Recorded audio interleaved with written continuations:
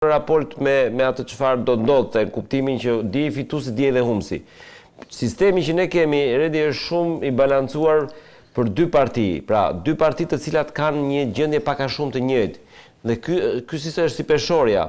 Kur kemi dy pesha të pak a shumë të njëjta në dy krahët, rrin në balancë. Dhe me këtë sistem ne do kishim një parti që do qeveriste me 71, 72, 73 dhe pjesa tjetër do ishte opozita. Po. Fakti që tashmë kur një pjesë merr goditjen e madhe dhe shkatrohet, pra PD-ja nuk është më tek kuotat e 650.000, 700.000 votave, po ka vajte kuota 500.000. Dhe kjo e ka bërë që pesha mos jetë më e ngjashme me palën tjetër. Dhe para tjetër ka përcyer me njëherë lart duke shkuar në 83 mandate. Por nuk është se Partia Socialiste ka marrë 900.000 vota. Partia Socialiste praktikisht ka marrë të njëjtat vota si në 2021-shin. Madje me pak numër votuesish. 35.000 më pak. Nuk e di tamam, po pak a shumë aty. Pra, Partia Socialiste nuk ka, kjo është çudia e madhe që dëgjojmë, nuk ka manipuluar, thjesht ka ruajtur kuotën e vet. Këtë bën ka disa vite Rama që nga viti 2017 mos gaboj që ruan kuotat e veta, asgjë tjetër. Sepse ka kuptuar sistemin, nuk ka nevojë të rritesh fare. Duke patur parasysh dhe uljen e numrit të popullsisë, kuota e tij bëhet gjithnjë më e madhe në raport me mandatet. Këtu ne kishim të qartë sa u mbyllën kutitë e votimit kush është fituesi, sepse kishte shkuar për pjesëmarrje 42%. Nuk ka, edhe një kalama në fillore di që për opozitën duhet që pjesëmarrja të jetë e madhe që të vinë pushtet. Pjesëmarrja e ulët favorizon vetëm mazhorancën. Ka që thjesht konkret Denis Ndërkohë humsi tjetër është ai grupi i tretë që thatë ju. Grupi i tretë tani vetëm ti je i pa ditur, sepse ti e di që PD-n e ke 500.000 vota, PS-n e ke 700.000 vota. Ti e di që deformohet sistemi në këtë formë, PD-ja përfundon aty ku është dhe nuk është pak 50 mandate, nuk janë pak, prandaj them unë që është sistemi dy partive të mëdha. PS-ja ka përcen për shkak të deformimit dhe ti çfarë do të bësh? Duhet të formosh një grup me 4, 5, 6 partish dhe të çash këtë le të themi këtë situatë. Këta çfarë bën? Këta secili me mendjen e vet, unë po të jap një element dhe ndoshta që ta kuptoj mirë edhe Adriatik Klapaj, i cili shumë vonë e kuptoi që çfarë është bashkimi. Në rast se Adriatik Klapaj nuk do kishte bashkuar votat me Endri Shabanin, pra nuk do ishin koalicion, nuk do kishin mandat në Tiranë. Nuk ishte dalë as deputet. Asnjëri as tjetri. Pra ai mandat është fal atij bashkimi. Imagjinon në këtë bashkim të kishin edhe Partinë Agron Shehaj, të kishin dhe Partinë e Bashës, Partinë e Alibet, pra pak a shumë këto të pesta që ishin, se s'po them Arlind Qori, ne do kishim në Tiranë të paktën sa vota bëjnë këto në Tiranë, bëjmë gati 100.000 vota në Tiranë. Pra nuk e di se bëjnë 100.000 vota në Tiranë këto të pesta? 70.000. Shumë janë 100.000 vota, po 70.000 bëjnë? 70.000 janë 7 deputet. Do kishim 7 deputet apo? Pra ky koalicion do kishte grup parlamentar. Sepse çfarë do bëj Adriatik Klapaj me një zë aty? Çfarë do bëj Agron Shehaj? Unë nuk e kuptoj Agron Shehaj njerë që është për mua është njeriu që ose se kupton fare skemën ose se di. Çfarë do bëj se ka shtuar vetëm Erald Kaprin aty. Asnjë peshë do ketë. S'ka të formon dot grup parlamentar. Prap pjesa e madhe do ndahet me SPS-s dhe PD-s. Ndoshta tani po që mëshirues Rama do të thotë hajde se duhet përfshirë në komisionin e gjëra. Se s'ka as nevojë tani. Komision. Komisionet janë detyruara të bëjnë bashkë ato. Kushta? Rama bashkë. Ja, kushta? Ora ja, Du ta lëshoj opozita. A do reformën e parë të Edi Ramës? Këtu do jemi. Reforma territoriale, nga 61 bashki do ta çojë 40. E bëra me 84 vota. Kush e pengon? Edhe do ta bëjmë më të mirë, se ashtu duhet. Në qarkun e Fierit do bëhen 3 bashki. Nuk e di sa do ketë, po di që do ketë... Do ketë reformë territoriale. Po do ketë më pse i ka numrat. Realisht është e pa menaxhueshme Shqipëria në këtë reformë territoriale që kanë bërë. Ka qenë një variant në 2015 që ishim me 35 bashki. Nuk e pranoj PD-ja. Nga halli i LSI se nuk kisha as votat edhe nuk kishte. E çojte 60 apo? Hyn dhe çamët edhe çojte 61. Po Rama, qasja e Ramës ka qenë 35. Denis, po thua, PD-ja unë thua, ka humbur apo jo, se PD-ja, Redi, tani këta të PD-s duhet ta pranojnë. PD-ja nuk ka humbur gjë. Ka të njëjtën vota me 2023-shin, nuk ka asnjë gjë për të habitur këtu. Po tani këta e ngritën pritshmërinë aq shumë se morën dhe lastivitën dhe siç tha një kolegu ynë Gert Shella në emision që i kisha tha, ore Lasivita tha, këtu duhet të bëjmë pas dhe dhe Fatmir Mediu se solli lasivitën për të bërë Shqipërinë madhështore, po bëri vetëm PS-n madhështore. Pra ka shumë si batutë kjo, po është e vërtet. Pra në këtë sens, tani ti taktikën e ke parë të gabuar. Unë po të jap 2 momente, 2 pika që ne i konstatuam në emision. Për shembull, sot PS-ja është me rënie në të gjitha zonat e Tiranës, është me rritje vetëm në Kamëz. Për shkak të Faik Bashës, që ti e kishe. Vetëm atje. Elementi Faik Basha, që me sa duket po ndihmon dhe Kesi Elezin që të bëhet deputeta, vajza më e re, i ka dhënë rritje 4-5% PS-s, vetëm atje ka PS në gjithë Tiranën. Tani zotëri, këtu s'ka vjedhje, këtu është ti skupton nga politika dhe zoti Faik Basha do të thjesht ishte listë hapur. Pse nuk e fute? Erdhi tjetër ta mori. Si s'ka vjedhje. Këtu, domethënë, persona që janë mbështetur nga grupet kriminale kanë marrë më shumë vota se gjithë tjerët. Kjo është për grupet kriminale, ja ku ke Almerin. Unë nuk e njoh këtë lloj gazetarie, unë njoh gazetarin politike. Shiko, kush fitoi dhe kush humbi Almer? Unë mendoj që humbësit më të mëdhenj këtë rast, ne të gjithë panel bashkohemi, humbësit më të mëdhenj këtë rast janë shqiptarët. Janë shqiptarët sepse do durojnë edhe për 4 vite tjera një qeveri e cila ka pasur një sër skandalesh korruptive, ka qenë një qeverisje që i ka detyruar shqiptarët të largohen, i ka detyruar fermerët të braktisin tokën e tyre, ka detyruar rinin nga pamundësia për blerje një apartament të gjejë një alternativë tjetër jashtë Shqipërisë. Pra praktikisht shqiptarët kanë humbur përsëri sepse nuk kanë asnjë shans që të shohin alternativë jetese Shqipërinë. Po i dhanë votat e emigrantëve po tregojnë që tani po fiton PS-ja. Unë pajtohem me të dyja mendimet e kolegëve, edhe të Sefës, edhe të Denisit, që këtu ka një fajtor. Disi më pak, fajtor ka. Por ajo që neve duhet kuptojmë qartë është që ka humbur Shqipëria, ka humbur fatin për rotacionin politik që do ta kthente në një shoqëri më të shëndosh. Tashmë neve jemi përballë zgjedhjes ose shumica e njerëzve të vazhdojnë të durojnë këtë lloj presioni patronazhimit votës apo të zgjedhin të marrin çantën dhe fëmijët dhe të shikojnë alternativë Europën, sepse me që përmende votën e diasporës, vota e diasporës ka ndodhur në këtë mënyrë që ti kishe një vlla atje në emigracion që ka 30 vjet i larguar, ai vllai për hatrin tënd që ti merr një rrogë këtu, detyrohesh ta jep ty votën. Pra, emigrantët nuk kanë votuar alternativën më të mirë. Kanë votuar hallin më të madh të Cila ishte alternativa më e mirë, se kjo është pyetja. Tani, nëse do nisim nga ana programore, unë mendoj që Partia Demokratike prandaj nuk ka humbur PD-ja, se PD-ja kaq vota ka zotëri, nuk bëhet më lart me këtë formacion që ka kaq shkon. Prandaj them nuk është humbur për PD. Do të ndalemi çik më gjatë. Shiko, Partia Demokratike për mua ka një sër kusuresh, që më thënë gjatë emisionit do t'i them, sepse të vjedhin një herë, të vjedhin 2 herë, më thënë është ai. Po s'ka vjedhje Almenda. Është ajo. E di pse them unë s'ka edhe diçka të shkurtë dhe pastaj vazhdo. Po ka pra se ta them unë tani. Cili nga politikanët e rinj ose partitë e reja ka thënë një gjysmë fjalë se gjithmonë kurbani janë partitë e reja të vogla për vjedhje. Partitë e vogla janë koshiente sepse janë pjesë e lojës madhe, partitë e reja e dinin që se sa do merrnin, partitë e reja e dinin, mos, shiko, nëse do fitojmë ne, nëse do shohim fituesi më i madh konkret, është Arlind Qori zotëri, i cili ka bërë fushat me biçikletë, ka bërë fushat në autobus. Po nuk ja ka vjedhë njëri votat pra. Arlind Qori. Sa kohë pra, sepse ata janë fituesi më i madh. Ndërkohë, nga partitë e reja humbsi më i madh është Adriatik Lapa që ka harxuar 1 milion euro për studio për tu propaganduar si ardhmja, si e reja, ndërkohë që doli 70.000 vota. Ka një gjë. Me atë çka u pak 70.000 vota. Ka bler me një shifër shumë të lartë 70.000 vota zotëri. E ka bler shumë shtrenjtë këtë lloj pazari, që është një mandat në fund fare. Në fund është një karton. I kuq, i jeshil është një karton. Një ka blerë. Si 70. Dhe nuk ka asnjë vlerë një mandat. Asnjë vlerë s'ka. Do flasin nga ora 3 gjysmë mëngjesit kur ta lërin këta deputetë e PD-s dhe të PS-s. Sa atëherë bie rradha për buxhet. Parlament. Po. Kurse po dëgjohet atëherë. Kurse për sa i përket situatës që Denisi përmendi, unë t'i them një gjë që Partia Demokratike është fajtore që ka humbur dhe duhet ta pranoj.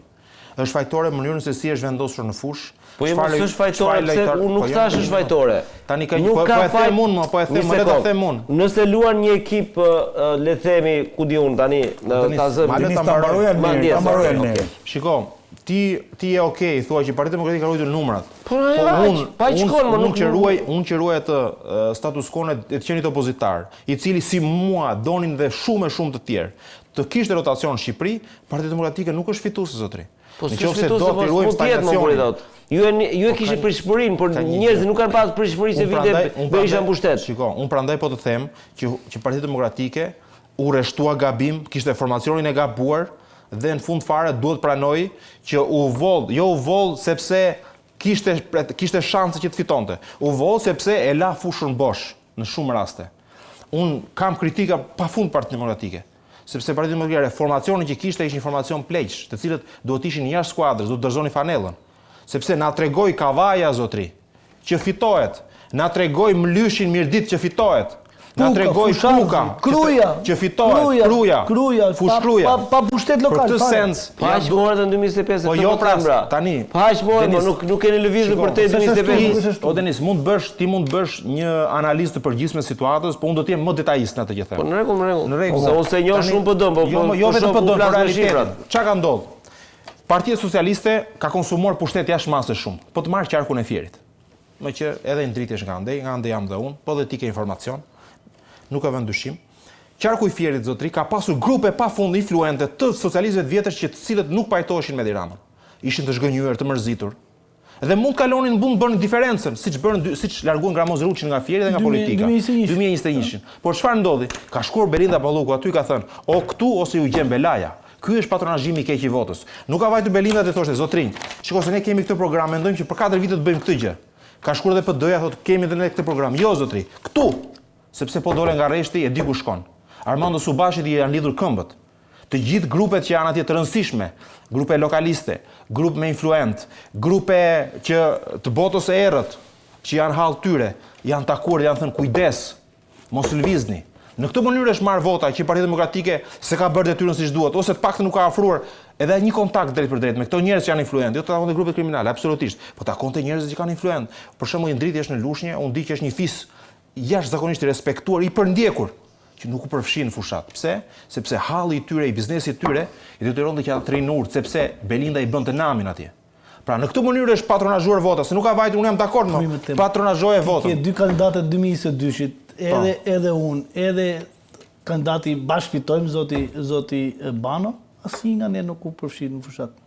As ai, që ishte i Berishës, as të tjerë. Me gjithë respektin për fiset nga vini ju, jo, sepse është një fis i madh se po fis i madh me histori me gjithë. Domethënë, ne që ishim përballë njëri tjetrit në fushat për nder të demokratëve, betejë ishte midis neshër, nuk ishte midis për bashkinë se as Berisha as njëri zonte bashkinë e Lushit, se kuptohesh ajo gjë. Po ishte betejë midis nesh. Tani ne që bën betejën aty, asnjë nuk u përfshi. Jo se jo më fare nuk u përfshin. Nuk ishte as në listë për deputet. Jo, Altoni nuk është. Jo, domethënë ai takonte atij që i doli për zot Berishës në moment vështirë. I takonte atij të parë, apo? E vërtetë është. Dhe jo nuk po e them në asnjë lloj formati, se un po dilja un për shembull, ti isha un që të kisha fituar të betejë, do pretendoja të isha un. Po. Jemi sinqert. Po. Do pretendoja të isha un në atë listë. Ai takonte atij të ishte në atë listë. Unë nuk e di arsyet pse nuk është, se nuk. Jo, atë se në fund ditës unë nuk jam përfshirë në kjo betejë. Por as nuk ka pas interes të përfshihesh afare. Problemi është që kjo fryma që u ngrit nga PD-ja në qarkun e Fierit tregon që njerëzit që kanë bërë betejë më të mëdha për atë forcë nuk u përfshin. Nuk donin të ishin pjesë e fushatës. Kush merri Belinda, më tha Belinda mos e përfshi se ka përgjigj Belaja, çfarë do më gjej Belaja? Nuk është Indrit, nuk është e këtyr. Kuptoj unë ku e ke. Rotacioni Indrit, nuk Partia Demokratike nuk vjen dot në pushtet pa votat e majta. Ti e di këtë gjë. Unë e di shumë mirë. Dhe ka shumë grupe interesi të majta, të cilët nuk pajtohen me këtë qeverisje. E di pse e di shumë mirë. E di pse e di shumë mirë. Sepse ne jetojmë në një ambient të tillë. Atje është një zonë ku pjesa më e madhe e qytetarëve janë të majtë, vijnë nga një histori, nga një kaluar e majtë. Dhe kjo është normale. Ne bashkëjetojmë me ata njerëz. Po janë miq tan, janë krushit tan, janë familjar tan, kemi bërë krushqi, kemi bërë misira nga më të ndryshmet. Këta njerëz duhen trajtuar në mënyrë normale. Ti kur vete me arrogancë, e kur vete me megalomani që të karakterizon, edhe vete me një gjuhë të ngurtë, të ashpër, këta njerëz nuk i ke me vete. Këta njerëz duhen të ngjashme në tyre. Nuk pajtohen me ti. Sali Berisha në këto zona duhet çonte njerëz të vet. E dini ju që në listën e qarkut nuk kishte një në listë fituese, qarkut nuk ishte një ortodoks? Një ortodoks. Ortodoksët janë 28 deri në 30% e gjithë populacisë së qarkut. Ka nevojë ata për përfaqësim, apo jo? Po. Si që këti e bë këti? Mua më intereson të ishin 2 deputet nga Lusha në listë sigurt PD-s. Si e like ti qytetin e gjithë fjerë Mallakasën pa deputet në listë? Si e bëndi? Si mendon ti ta fitosh qarkun? Si nuk përfaqëson ti Divjak? Si nuk përfaqëson ti Mallakasë, Roskovec, Patos? Si nuk i përfaqëson ti ta? Si nuk përfaqëson një ortodoksi? Shikon, në listë mbyllur është bërë gabim, por duhen parë gjitha. 2 deputetë PD-s, më fal Almen, lutem se duhet ta them. 2 deputetë PD-s Lushnjës nga njëjta lagje, nga njëjta zonë, nga njëjtë rajon. Edhe humbi më thellë se humbja historike më thellë është marrë këto zgjedhje në atë rajon. Tani ka shpjegim kjo, ja më thuaj më. E leti gjithë qytetin e Lushnjës vetëm me gjithë rrethin e Lushnjës vetëm me një kandidat në listë hapur, që të mbledhi vota. Ç'është kjo? Si ka mundësi kjo? Vetëm një kandidat në listë hapur. Çfarë bëri PS-ja? Është e vërtetë që tha Almeri, kanë qenë pa kënaqur socialistët e vjetër, socialistët, jo rilindasit. Po është dhe tjetër e vërtetë që u kujdes Belinda që në listat e PS-s të ketë përfaqësues djem të rinj të këtyre familjeve socialistësh, që nesër pas nesër thoshin doni ju ngjashmin tuaj, ja ku e keni të votojeni. Edhe e bëri. Ja mbylli gojën vetëm për të përfaqësuar. Domethënë ne duhet të shohim sa të vërteta, ti themi sa të vërteta se nuk gjen gjë. Unë dakord jam, shikoj, e vërteta të përmirëson dhe e vërteta të bën mirë. Patjetër. Unë jam plotësisht dakord për këtë gjë, por që është kërkuar vota me ngulm, me çdo lloj forme nga Partia Socialiste, kjo është e papranueshme. Shiko, është kërkuar vota i ndrit me rrugë nga më të ndryshme, nga presioni ka qenë në kokë. Në kryetarja bashkisë së u largua. Po pra, u largua. Me ceremoni. Po pra. Nga kush? Nga Belinda. Dakor, pra se nuk duhet. Drejtori i burgut Fjetë u largua me ceremoni. Nga Belinda. Po ti themi këto. U larguan me ceremoni. Kto mund të quajë Denisi mund të komentojë si lëvizje politike, taktike shumë. Unë se kam këtë gjë. Ishin politike, taktike. Unë kam te kontakti i parë me qytetarin. Kontakti i parë me qytetarin, Partia Socialiste ka ofruar çdo lloj forme që të marrë votën, që PD-s e ka bërë. Pazarin, presionin, rishfetin, blerjen përmjet ofertës. Këto gjëra nuk është se Partia Demokratike nuk e dinte që Partia Socialiste nuk do t'i bënte. I ka bërë në çdo zgjedhje sipas Partisë Demokratike. Ideja është që kësaj radhe kishim në studio shumë komentatorë edhe me emër që thonin që nuk është kësaj radhe, është të paktën nuk i vjedh më njëri zgjedhje dhe ja ku jemi më keq se në 2021-shin, 100.000 vota, 170.000 vota. Në 2021-shin ne kemi qenë për këtë po flas, për këtë përgjithësi po flasim. Në 2021-shin neve kemi parë zgjedhjet, ka pasur të njëjtët metodë, por njerëzit e refuzonin. Njerëzit nuk pranonin sepse mendonin që do ndodhte rotacioni. Ka pas dhe shumë njerëz të grupe interesi që nuk pranonin të bashkëpunonin me qeverisjen, qoftë me element nga më të ndryshme dhe pra presioni ishte gjë e fundit që mund të ndodhte. Nuk e hanin presionin njerëzit. Edhe kjo ka qenë arsye që Partia Demokratike mori atë rezultat. Por në këtë zgjedhje çfarë ndodhi? Njerëzit nuk besonin te alternativa e Partisë Demokratike zoti. Ishin të dorëzuar. Pra, shikonin një alternativë, zgjidhin pragmatizmin, zgjidhin atë benefitin e momentit.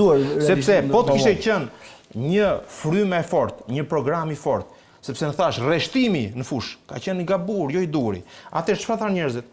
Neve këta zvin. Po më mirë po marr këto 5 lekë e Belindës, 5 lekë e Maznikut, më mirë po marr lenë e legalizimit që më japin bandat në Durrës, sepse 12 vjet Rama s'ma ka dhënë. Këtë gjë bënin ata. Me që Denisi nuk do të përmendi bandat. Për mua, shërbëtorët më të mirë të popullit do ta them këtë gjë. Atë që bënte Escobari, bëjnë dhe bandat në Shqipëri. Të ofrojnë shërbime që nuk të ofrojnë institucionet e zyrave të shtetit. Ata njerëz ta ofrojnë. Sepse të zgjidhin moment punë. Do themi nuk besonin te alternativa PD-s, ose do themi ka një gjë. Po të besonin te alternativa e Partisë Demokratike, njerëzit do refuzonin çdo lloj marrëveshje okulte të momentit. Çdo lloj marrëveshje personale, pragmatiste. Të thoshin jo zotërin fal sepse unë besoj që kjo qeverisë që do vi nesër do më japi falas. Siç ndodhi më në 2021. Nuk e besonin këtë gjë, sepse e panë që Partia nuk e besonin në shpytja. Pse nuk e besonin? Unë mendoj që fajtori është leadershipi. Është faj e të gjithëve bashkarisht, duke filluar nga Sali Berisha, edhe të gjithë ekipi i cili sot është parë me një lloj me një lloj syri që këta njerëz nuk duhet të jenë më. Pra ka një ngopje me figurat e vjetra të Partisë Demokratike. Prandaj unë përmenda Kavajën. Për mua ata njerëz të cilët e dinë shumë mirë të vërtetën, e dinë dhe pse janë aty, është egoizëm, totalisht egoizëm personal i individëve të cilët i shtrëngojnë karriket dhe ulen ato karriket duke dëmtuar fatin e Shqipërisë, po duke dëmtuar dhe fatin e Partisë Demokratike. Ata e dinë të vërtetën. Qëndrojnë aty sepse kanë interesa personale dhe kanë zgjedhur të qëndrojnë, por ndërkohë nuk i bëjnë mirë Shqipërisë. Pra, unë duhet jemi vërtet, siç çdo kush mund të jetë vërtet në këtë rast, 6-7 emra të cilët disa unë i kam miq, në marrëdhënie personale janë të shkëlqyer, janë shumë miq të mirë. Po në publik, këta njerëz nuk kanë më vlerë, nuk kanë më peshë. Pra i ka rënë kur i hedhim ne në kandarin politik të publikut, ta njerëz nuk marrin më vlerën e duhur, shiten lirë. Pra nuk i merr dikush si ofertë. Dhe këta individ që janë 5-6 emra besnik të doktorit, këta njerëz i thon përsëri këta do votojmë ne. Pra në momentin që thua përsëri këta do votojmë, nuk thon të provoj mirë indritin. Të provoj mirë këtë, po përsëri këta, unë mendoj që kjo ka qenë arsye kryesore. Pra oferta me njerëz të vjetër. Sepse unë çdo herë kam thënë studio, e kam thënë sa herë më ka dhënë mundësia, me ata që mundësi sa dëgjojmë që Partisë Demokratike ju ka ardhur momenti për njerëz të rinj. Do t'i kishe më të rinj të mundshëm. Më të rinj të mundshëm. Se doja të thosha diçka. Unë që jam edhe ja pasionuar për këtë punë, edhe për mënyrën se si organizohen fushatat zgjedhore. Me të drejtën kam ngelur i surprizuar për mënyrën se si është organizuar nga ana Belindës dhe stafi i saj, që ishte jashtëzakonshëm. Ta themi që ajo ka burime njerëzore të jashtëzakonshme në numër, sepse është superministria, ka superministri. Po përveç se ka atë stafin që punonin për të, po ka edhe njerëz tjerë që punonin në institucione tjera, të cilët ishin të deleguar në qarkun e Fierit. Kam filluar punën që në nëntor 2024. E kam vënë strukturën e vet në stres test, është kur e vënë në funksion të madh, në stres test për 3 muaj. Në 3 muaj ata kanë marrë informacion të jashtëzakonshëm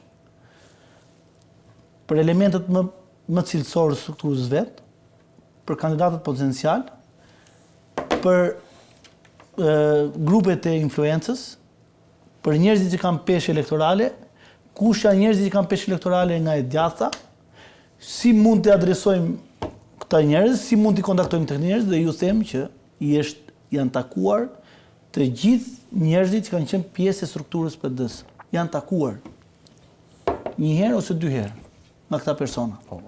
Dhe kjo punë është bërë në 6 muaj. Belinda ka pas një grup të jashtëzakonshëm ekipi që ka ardhur dhe ka bërë punën në lushjen Fierin Divjak e ditën. Dakor, po. Këta persona vinin gjithmonë mbasdite, kanë respektuar orarin zyrtar, nuk linin punën, vinin mbasdite, dhe rrinin deri vonë. Njihnin, takonin njerëz, vinin në fundjavë gjithë. Ishin njerëz të dedikuar për këtë punë. Kjo i mungoi PD-s. PD-ja është ka të paktën një 5 vjet, duket 4 vjet, se në 2021 ishte çik më ndryshe, që bën fushat nga Facebooku.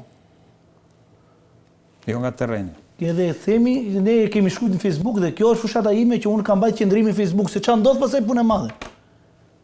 Denis, si duket sikur vendi ka hyrë në një impas, ka hyrë në një situatë ku sa më shumë akuzohet mazhoranca, aq më shumë fiton zgjedhje. Dhe sa më shumë opozita akuzon dhe le të themi nxjerr skandale, sepse pothuajse të gjitha skandalet që opozita i ka çuar spak i ka vullosur si të vërteta. Aq më shumë dobësohet opozita dhe po shkojmë domethënë që ka mundësi që në zgjedhjet që vijnë shkojmë edhe në një gap shumë herë më të madh se ç'është tani. Pra, nga 2017-a, 2021-shi, 2025-a shumë e thjeshtë. Nëse PD nuk ndryshon, do ketë prap 500.000 vota në 2029. Si nuk ndryshon? Çfarë duhet bëj PD-ja? Nuk e di se kjo është një çështje që dhe pastaj kjo është një pyetje që ta marrësh në analizë, Partitë Demokratike nuk ta keq kuptojnë para tjetër thotë ose jo pala, po Partia Demokratike thotë shpun ke ti që flet për PD-n. Po unë e shoh me shumë qetësi këtë, në kuptimin që ja ku janë shifrat, ata analizën duhet ta bëjnë vetë. Pra ti ke 2 palë zgjedhje që nuk shkon përtej 500.000 votëshit. Kaq e thjeshtë është historia. Me 500.000 vota do marrësh 50 mandate. Dihet, pra ti e ke analizën për të bërë një hap cilësor që të shkosh paktën tek 650.000 vota, se kaq i duhen PD-s në mënyrë që të arrijë të jetë konkurrent për pushtetin. Dhe pastaj pjesa tjetër mund të tentohet për të marrë një, siç ka bërë dikur Berisha, pra Berisha këtu ka qenë i aftë. Ka qartë tek e majta dhe me këtë volum votash për 600-650.000 votash ka ardhur në pushtet, jo se ka qenë mazhorancë. Tani ka mbetur. Çfarë ti bëj PD-ja dhe unë këto po bëj domethënë oponentin unë të përmendaj. Çfarë ti bëj PD-ja bandave të cilat i ka denoncuar publikisht në Durrës, në Basan. Kjo nuk është çështje bandash. Çfarë ti bëj PD, si mund të merret PD-ja? Ky është argumenti që jepet nga nuk është çështje bandash sepse çfarë mund të bëj një strukturë politike, ka banda organizat. Nikla ka banda, fushkruja ka. Po. Po pse fiton PD-ja ti? Edhe në Krujë kësaj herë në fakt. Po pra, pse fiton? Tani, edhe një herë, formacioni socialist ka 10 vota ta zëm. Edhe i ruan këto 10 vota. Ti kishe 8 në 2021, tani je reduktuar në 5 vota. Ka ato 5 vota tani ti me ato mbetesh ku hyn banda tu, se nuk është se me banda socialiste shkuar nga 10 shkuar 20 vota. Aq 10 mbetën. Për këtu kemi të bëjmë thjesht aty edhe njerëzit e mençur të taktikave elektorale kanë humbur, nuk e di. Nuk i kuptoj për çfarë rrin aty. Se s'kuptoj mos se ti duhet të shkosh tek dy element, nuk ka rëndësi ngjyre, duhet të shkosh sa vota merr ky zotëri, duhet ta bësh pjesë asaj. Pra këtu është thjesht matematikë e pastër e ditë. Domethënë janë zgjedhjet më të lexueshme ever thon amerikanë. Pra nuk ke çfarë thua. Duket sikur është e gënjeshtër ky 83 mandat, se duket janë shumë, po janë thjesht për shkak të atë njëjtë numër votash, Tani unë që kur u miratu kodi zgjedhor, ata kanë thënë që do dalë kështu. Po, dakord jam, ti i ke rënë kokë, po. Është masakër elektorale e provokuar e dirigjuar nga Partia Demokratike. Kaq, ndëm vetes vet. Në ç'kuptim? Domthon kodin zgjedhor po thua Partia Demokratike ka ndërtuar në mënyrë që ka propozuar Partia Demokratike dhe jo pa qëllim. Partia Demokratike është fituese në këtë zgjedhje sepse është fituesi i opozitës. Të gjitha të frymë opozitare që dilte në sondazhe për këto partitë e vogla që gjitha bashkë vendin 20%. Se ekziston, i shndroi në 4 mandate. Kjo ka qenë pyetja kryesore që bëra në fillim të emisionit. Ti mendon se fryma opozitare që tentonte çarjen e dy establishmentit është ndërtuar simi posaçërisht me atë qëllim. Pra ti thua PD ka dhënë dakordsim për kodin për të eliminuar partitë e vogla. 20% që dilin në çdo sondazh partitë e vogla, gjitha bashk, janë shndruar në 4 mandate. 4 mandate nuk bëjnë dot grup parlamentar. Dhe ky është fundi i tyre po thua, nuk është fillimi. Jo, ato mund vazhdojnë. Ky është fundi i tyre dhe është e tmerrshme dhe nuk mbijetojnë dot. Jo, mund vazhdojnë ato. Nëse kanë realisht dëshirë për politikë. Jo, me këto numra thot avokati. Sepse këta do jenë një zë i vetmuar në parlament që fund ditës kur të flasin zakonisht nuk do jetë as Rama aty për t'i dëgjuar, e kupton? Kryeministri i vendit nuk do jetë t'i dëgjoj. Atëherë do i bie rradha këtyre. Të dalim aty. Pa i drejti po thua kodi është bërë për të eliminuar këta, PD-ja fitoi opozitën. Posaçërisht, kodi është i ndërtuar në atë mënyrë që këto partitë vogla të mos mbijetojnë më shumë se një palë zgjedhje. Ata shpresonin që nuk do merrnin fare ata, dhe e vërteta rezultoi që nuk morën fare përveç Tiranës. Edhe Tirana, sepse Tirana ka 37 mandate dhe është praktikisht. Po kush ja ka fajin partive të vogla që s'u bashkuan më ndritse? Nuk e kam fakt. Po kush ja ka fajin se tani kodi po thua bër për të vrarë ndërkohë që ato nuk bashkohen. Te pyetja që the fillim, humbësit e mëdhenj janë partitë e vogla. Janë këto. Tjerë nuk kanë humbur asnjëri, vetëm këto kanë humbur partitë e vogla. Pavarësisht se duket sikur PD-ja ka humbur shumë, po PD-ja ka ato që donte, ato që kishte më shumë. PD-ja, Sali Berisha ka fituar. PD-ja nuk ka fituar aq sa duhet, por Sali Berisha si individ ka fituar. Sot ka 50 spartan në parlament. Ka opozitën e vendit. Jo, më ka të vetën e jo të vendit. Ka të vetët ataj. Flamur Nokën, Ed Palokën, Josefina Topallin. Ata këta i ka të vetët ai. Opozita duhet i ketë besnik njerëzit që kanë parlament. Jo, i ka të vetët, jo të PD-s. Se këta, asnjëri nga këta burra e gra, të cilët presupozohen që janë elita e Partisë Demokratike, nuk ka dalë të gjysmë fjalë për dështimin spektakolar të Partisë Demokratike. Po sepse ata nuk ka një statut Sali Berisha, ka bërë 3 vjet betejë ligjore Sali Berisha për të regjistruar të statut në gjykat. 3 vjet betejë ligjore. Gjykat lart, gjykat shkallës parë. Ky statut ky është statuti 11 dhjetor. Po, statuti i stadiumit. Ka bërë 3 vjet betejë. Shkallë parë, apel, gjykatë lartë, erdhi nga gjykata lartë në apel, është në apel, domethënë fitoi në apel, vajt prapë gjykatë lartë. Për të regjistruar këtë statut, i cili thotë duhet iki. Po si ti As të rikandidoj. Statutin e ndryshon prapë. Po nuk e ka aty te statuti. Kur ta shkruhet te statuti, po mos të vodhën zgjedhjet. Nuk është kështu. Nuk është aty, nuk e ka atë, po mos të vodhën zgjedhjet. Duhet ikësh, po mos të vodhën zgjedhjet, nuk e ka. Thotë duhet ikësh. Momentin që humbet zgjedhjet. Që humbet zgjedhjet. Tani këta 50 burra e gra aty, ke dëgjuar njëritit thotë Zoti Berisha respekto statutin. Ata kanë fituar. Kundrazi Berisha thot tani sa ka tani. Njëri kishte bërë një status në Facebook edhe kishte rënë këtej nga Australia nga Australi, po, domethënë nga oqeani paqësor që njerëzit mund ta interpretojnë. Zotri, jeni aty, jeni politikan, dilni ti thoni Zoti Berisha duhet të ikësh zotri. Duhet të ikësh, të lesh demokratët të lirë. E din demokratët që bëjnë. Zgjedhin një më të keq se ty, zgjedhin një më të mirë se ty, mund zgjedhin një që mund t'i çojnë në shkretim, po është e drejta tyre për ta zgjedhur. Nuk është e drejta e Sali Berishës edhe atyre skifterëve të tij politik për të mbajtur peng PD-n. Kjo që po bën është pengmarrje. Këta zotrind duhet të dalin mbi interesat e veta. E kanë kthyer Partinë Demokratike si punëdhënës që jep rroga nga 4 milion lekë muaj për të futur në parlament. Ata si ishte mërzit njëri, qeshtin bënin për saleta, Pas Josefina të palin intervistë qeshtë edhe ishte e lumtur, I ka ardhur vita me marrë 4 milion lekë në muaj. Po ta janë të shmendër, Jetë pa loka qeshtë, flamun loka qeshtë edhe gëzonte me gazetarë. Tregonte edhe për saleta. Çfarë janë këta, Njerëz janë këta? Edhe akuzonin ambasadorin se thonë të hani bar. Po han bar njerëzit, po han bar demokratët. Ka 12 vjet pa punë. Të pa përfaqësuar rrugëve. Ne që bërtasim, nuk kemi në interes, unë jam punë time, unë jam në hall tim. Mua më bën më shumë angazhimi politik. Më dëmton më shumë se sa më sjell përfitime. Por ne kemi punën tonë, kemi gjetë rrugën për të ushqyer, për të punuar. Po them për demokratë, për hallexhin të vërtetë. Për ata fermerët atje që në fund ditës si thonë je me PD-n ti edhe nuk të hapin as telefonin. Për ata, jo për vetë. Almer, si e shikon këtë impas ku ka hyrë politika shqiptare, sistemi politik shqiptar?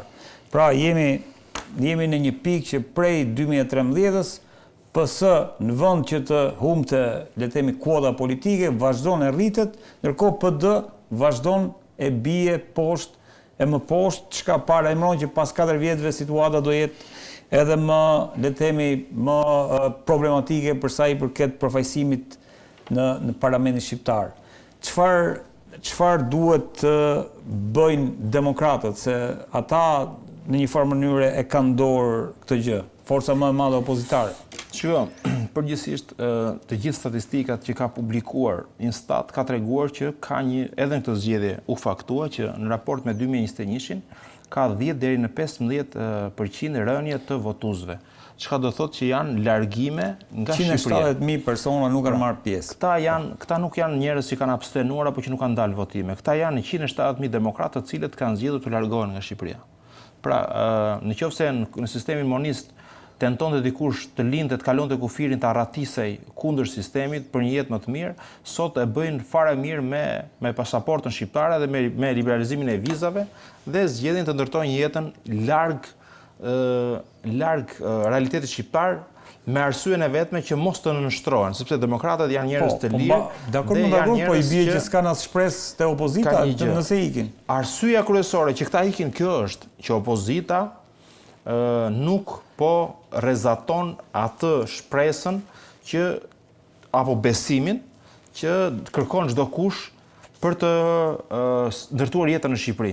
Në Shqipëri sot të ndërtosh jetën si njeri i ndershëm, si njeri i thjeshtë është e vështirë, sepse struktura politiko-ekonomike, financiare, oligarkike, mediatike që komandon pjesën më të madhe të marzhit ekonomik është një pjesë që është lidhur drejt për drejt me pushtetin. Sot po nuk qej lidhur me pushtetin, nuk merr dot një vend pune, nuk merr dot certifikatën e pronësisë, nuk zgjidh dot një hall në spital sepse shihesh si kulak.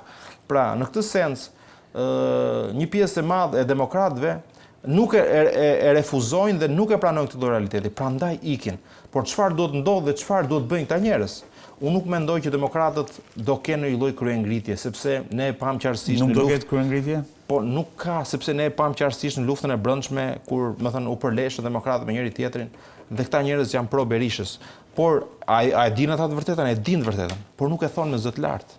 Dhe unë mendoj që ata do zgjedhin përsëri rrugën e heshtjes dhe rrugën e largimit, sepse e shohin si Partia Demokratike në këtë moment është një forcë politike ku ne po të pyesim panelin në studio, qoftë publikisht apo qoftë privatisht, nëse largohet Sali Berisha, kë shihni ju pasardhës, askush nga ne nuk është në gjendje të shënjestroj me qitje të parë liderin politik të së ardhmes pas Sali Berishës. Të gjithë do thonë një emër, një familjar Sali Berishës ose do thonë Sali Berishën, sepse është ndërtuar e gjithë fizionomia apo dinamika e kësaj force politike që çdo gjë lidhet rreth emrit Sali Berishës.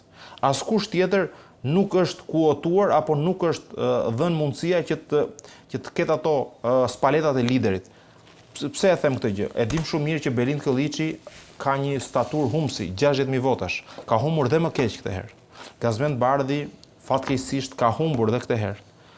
Pra, To moralizoti apo çdo kush tjetër i cili mund të shihet me premisat e liderit nuk është. Unë besoj që ka një lider. Mund të jetë tani se ai është dhe vegetarian tani. Vështirë se. Ka një gjë, është mirë që në këto kohë ti je vegetarian sepse produktet e mishit që vijnë nga Brazili mund të sëmurin janë të kontaminuara. Dhe unë themi gjë. Sot vegetarian s'para gjën. Ka një gjë. Redi, do ta kërkojmë të vërtetën? Po. Le të jemi të vërtet. Shif gjuhën e moderuar të kandidatëve të listës hapur. Këta individ, vetëm me emrin dhe profilin e tyre mediatik, pra me 30 minuta, 40 minuta në studio, këta njerëz kanë marrë 11.000-12.000 vota. Edhe çfarë fushate bën? Të qytetëruar, shumë të thjeshtë. Ai është modeli. Pra lideri nuk është në listën e mbyllur, lideri është në listën e hapur. Ne do ta pranojmë këtë gjë. Tregon që edhe qytetarët nuk duan një opozitë refraktare të dhunshme, duan një opozitë konstruktive, t'japi alternativë, t'japi mundësi. Jo vetëm në Tiranë. Shiko kush është Jorida edhe kush është në Durrës. Doktori. Shif kush është në Durrës. Një djalë fantastik si Arjan Ndoja. Kush e njeh nga afër? Arjani e njohin për një ngjarje aksidentale që i ka ndodhur, për një ngjarje kriminale që u gjend në automjet, por nuk ishte ai shënjestra. Është vërtetuar. Nuk ishte ai shënjestra, edhe i kujtohet emri pra së ngjarjes. Arjan Ndoja është një super profesionist, është dhe një njeri i cili ditë menaxhoi fushatën që e tregoi sot me 8.000 vota. A ulon kalaja surpriza këtyre zgjedhjeve. Miku ynë. Ke pjesën e Kavajës, shiko çfarë fushatë bën ata çunat. Pra modeli do të zotrit degë jashtëzakonshme Kavajës. Do të ndërtosh strukturë. Kryetari i Kavajës 38 vjeç, kryetari i bashkisë, kryetari i Partisë Demokratike, i degës Kavajës 43 vjeç. Ja ky është modeli. Të gjitha çuna forumja. Të gjithë çuna të rritur në Partinë Demokratike me 5 biciklete, çuna forumja. Mjafton që të marrësh këtë lloj modeli ti Bert Milyshi. Mirdita, një super djalë. Një djalë që i cili punon mirë ditë i gjendet, ka kohë që punon për këtë ditë. Ke kandidatin e Memaliajt, edhe pse nuk mori këtë rezultat sepse Tërmet Peçi e dim ka ca arsye tjera që nuk fiton, por do të them të gjë. Partia Demokratike e di të vërtetën. Ata e dinë se si dega e fushkrujës dhe dega krujës. Për atë që i ndodhi, për punën e mbylljes autostradës, u bën bashk, bën një opozitë shumë cilësore dhe të bashkuar pa konflikte brenda njërës tjetrës, arritën në konkluzionin që fituan. Nëse bën këtë Almer, po thua, nëse PD bën ati dhe modelin e degës në Kavaj, morëm Krujen me Aulonin, në qoftë se bën këtë gjë, nëse bën këtë bën konkurruese Partia Demokratike, konkurruese fiton zgjedhjet. Edhe ka një gjë, ta them edhe këtë gjë. Në qoftë se ti rreshton një skuadër të mirë, edhe Sali Berishën po ta kesh kryetar, i cili kontestohet masivisht sepse është një figurë që e mendojnë prapërsëri Sali Berishën, sepse as unë e largoj, as çdo kush tjetër nuk e largon dot, sepse e dim se kush është Sali Berisha, por në qoftë se ai njeri e rreshton siç duhet, me këto emra që tham ne, unë besoj që edhe ky i fiton zgjedhjet. Po nuk e bën dot ai. Por ka diçka. Është gjë unë nuk futem në këto intereson apo jo, se çdo forcë politike do të fitojë. Nuk e mban dot, ka dhe një hall Partia Demokratike që ne nuk e përmendim. Vjen nga një betejë e brendshme shumë e fortë dhe do të ishte mëkat për shumë njerëz afër Sali Berishës, do të binte reputacionin si fjalëdhënës, prandaj i rreshtoi këta njerëz. Por nuk ka faj Sali Berisha që këta njerëz nuk punuan. Nuk ka faj Sali Berisha pra. Një kolega jote kishte bërë një analizë të zotit Paloka. Aq fuqi ka. Edhe tha në një muaj fushat tha nuk ka një takim elektoral të pasqyruar në Facebookun e vet. zoti Palok. Edhe merresh me gazetar. Çfarë di thuash? Tani çfarë ti thosh? Nuk di çfarë them domethënë. Po megjithatë, po të ecim te shifrat, se gjithmonë shifrat na ndihmojnë. Nuk është se Berisha është dëmtuar shumë, ndoshta më shumë është dëmtuar nga Agron Shehaj, si sa nga partia e Bashës dhe Ali Bejaj. Pra, po të shohësh ato të dy bashkë shkojnë te 30.000 vota. Sigurisht që nuk do kishte 50, po do kishte 55 mandate. Pra maksimumi i PD-s shkonte 55 në këtë stad që jemi. Tani ky revolucion i madh për të rit PD-n është pak i vështirë, nuk është kaq e thjeshtë se duhet të kesh parasysh që ke edhe një kundërshtar shumë të fortë nga e Majta, e cila shiko, ato votat do të jap një batut. PD-ja kur do të fitojë zgjedhjet fut Dash Sulun në listë. Kur nuk do të fitojë heqin nga lista. Kështu ka bërë Luli, kështu e bën këtë herë pra ja. Nuk është kjo, nuk është vetëm Dash Sula tani. Ora po ta them një element, po pse kujton që nuk e din atë çfarë do. Duhet të ndryshoj komplet filozofi. Në këndvështrimin tim, PD-ja duhet të ndryshoj komplet filozofi. Dhe për shembull ne kemi stër thënë, ja, për shembull ka ardhur zyrtari i lartë sot Costa, Antonio Costa, dhe ka thënë bëre mirë se aty do kalojnë. Dhe shikoj se është e burr kjo, dhe ka thënë Shqipëria do futet me këtë ritëm që jeni do futeni para 2030-s. Tani dëgjojmë PD-n, jo thotë, është e pamundur. Rama është kriminal, Rama është. Pegonit e grimin. Nuk ka faj PD-ja edhe për këto që thotë për argumentet, pavarësisht. O Almer, lutem. Denis ka të drejtë PD-ja në ato që do ta dish. Jo, nuk ka drejtë. Jo, po do dish terrenin Denis. Nuk duhet rretullohemi rreth studiove televizive. Kjo situata sot me Bashkinë Evropiane është. Ata janë hipokrit më. Duhet na fusin për interesin e tyre, po janë hipokrit pra. Shiko, kjo gjuhë ju bën nuk ju bën të favorshëm te publiku. E diti me sa është zgjedhur, ja tek e keni përshëndetjen që i bën. Ai është interesi personal i Europës, më ata njerëz sillen si çdo. Do zoti ta kenë. Inshallah. Lusim zotit. Çfarë kushton ty si opozitë të thuash një fjalë mirë? Çfarë do them unë? Një fjalë mirë që po. Është kjo Europë. Është kjo Europë. Mirë tani. Do shajmë dhe Europën tani, do marrim një gjykim interesi personal i Europës. Europa nuk thotë që ju keni arritur standardet. Kemi arritur standardet në mesgjedhje. Do ta fusin se Çu e kam thënë pra Denis emision pas emisioni. Lu zotin që na marrin kjo është që ne po flasim për. Kush do na marrin pse mendon të bëjmë për 2 vjet, por nuk bën dot.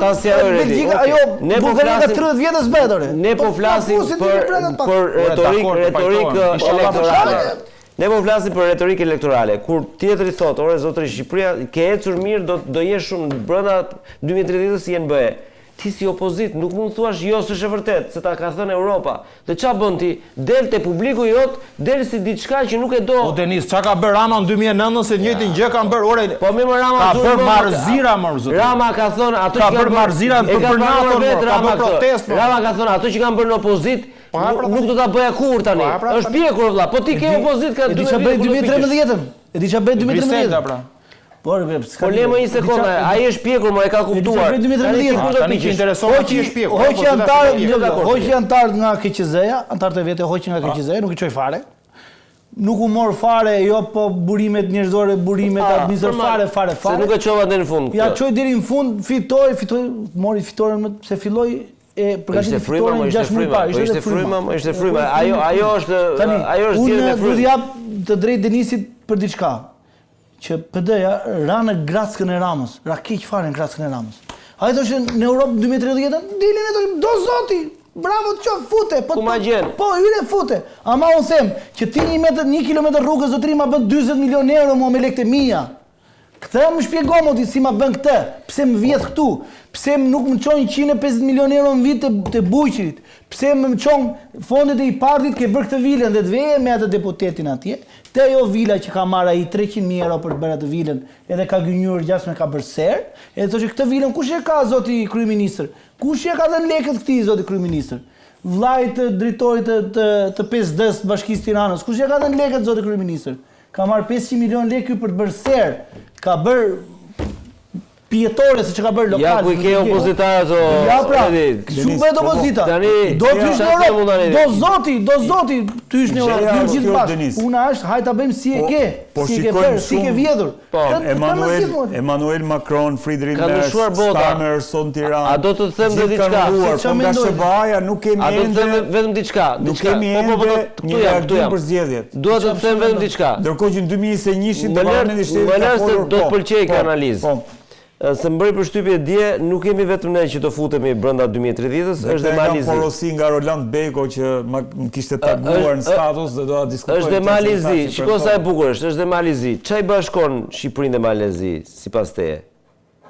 Nuk është se i bashkojnë standardet e për në Europë. Pse duhet këto dy shtete do futen shpejt në Europë? Influenca ruse më. Do futen sepse këto janë linja e fundit jashtë BE-s e Adriatikut.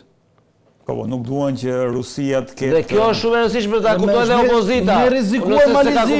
Është me rrezikuar Malizi. Dhe tani prit ta çoj deri në fund. Nuk është më NATO, le të themi, çështja kryesore NATO nuk është më struktura 100% e sigurisë botërore, sepse qëndrimet e Amerikës janë herë kështu herë ashtu. BE-ja po mundohet të bëjë sigurinë e vet dhe do ja ndarësoj këto vende më shpejt, do bëjë dhe pra ka ndryshuar qasja. Dhe ne jemi më shumë në influencën europiane, kështu është. Kemi Amerikën që Po këtë po të them pra, ne jemi më shumë në influencën europiane tani. Tani ata do shprehen se mora vesh ditën e shtunë do jetë dhe dhëndri i presidentit, nuk është se çfarë presim ne që të. Dhëndri i presidentit Trump? Po, Jared Kushner është në Tiranë në një konferencë. Do vi të prezantoj projektin. Do jetë bashkë me Ramën në një konferencë. Tani një projekt i partive republikane. Po do jetë bashkë me Ramën. Si pak. Jo. Kështu që si pak. Te partitë republikane do jetë bashkë me Ramën? Do vi Rama aty. Po. Ne janë në një konferencë bashkë. Jo, është si përfaqësues i Affinity Partners. Pikërisht pra. Si pak është konferenca Beograd, do vitën Tiranë. Konferenca që bën Partia Republikane për konservatorë. Është tjetër. Jo, nuk është kjo. Mos është ajo thash do vi si përfaqësues Affinity Partners për investimet. Çfarë do të them? Nëse opozita Nëse opozita nuk ndryshon jo vetëm njerëzit, se është e rëndësishme miri vure të rinj, po të rinj që të kenë dy parë mend kur thot populli, që të dinë ç'është politika. Jo të rinë tër ditën krimi, jo spaku, andaj këtë e ka kap spaku Rama, se ka kap spaku Rama. Është lodhur populli me këtë gjë. Spaku le të bëj punën e vet dhe besoj tani do ta ketë aktivitetin më të vrullshëm pas zgjedhjeve dhe kaq. Tani zotëri ke ndërtuar një narrativ për të qenë këshilltari Ramës shumë mirë. Realisht ta them të fillova tani, unë po them çfarë, po shumë të drejtë. Po pse kisha unë kështu ta këshilloj Ramën të ata ka thënë zyrtari e lexove sot çfarë ka thënë Kosta. Ora jam shumë dakord. Nga SBA kemi asgjë Denis. Tani Denis kur unë si opozit, me 1000 gabimet e mia, si opozit, vidhem në fush kur unë jam. Po kush e thotë që e vjedhën në fush? A ka një arbitër? Për një minutë. Po çe ke thënë vetëm ti, si aktor. Ai arbitër është ai i cili thoshte që hani bar edhe ndërkohë që këtej dilte me Belinda Ballukun. Ai pas ka qelluar. Dilte me Belinda Ballukun tek dy tigrat edhe dilte aty lidhe korruptive. Është me Konigali, unë duhet të mbroj opozitën më, unë duhet të jem kritizuar për atë që ka ndodhur, sepse nuk ka më arsye opozita të justifikoj humbjet. Por duhet të themi gjë, ka të drejtë të thotë që bandat ishin prezente dhe ndikuan rezultatet. Po le ti thotë më, po nuk na asgjë këto. Se ti nuk do që ti thotë. Po le ti jo, më kush ta, le ti thotë që ka ngel te Spaku. Unë jam koshient që Spaku ishte ortaku më i mirë i Ramës duke mos kryer arrestime gjatë fushatës. Sepse Spaku e ndihmoi jashtëzakonisht Ramën kur la në lojë të gjithë aktorët që ishin për të arrestuar. Çfarë vlerë ka të arrestohen tani? Ka shumë emra që përfiten për të arrestuar. Pra duhet ta kishte kryer. Edhe ekselën ka shumë emra që përfiten. Po ne i kemi thënë studio pra që ka shumë emra që priten. Tani mendon që pas zgjedhjeve do arrestohen. Po patjetër se Spaku do justifikoj punën e vet. Ç'do bëja, ç'do thotë Altin Domani? Ore zotri, parandaloi Altin Domani ndonjë krim zgjedhor me strukturat e veta? Zero. Mori konsiderat si? Ç'a parandaloi më? Në Belç i arrestoi me gjysmën e bashkisë Belçit e me firmën e ndërtimit dhe i bëri shembull. Edhe nuk pati krim zgjedhor sipas teje.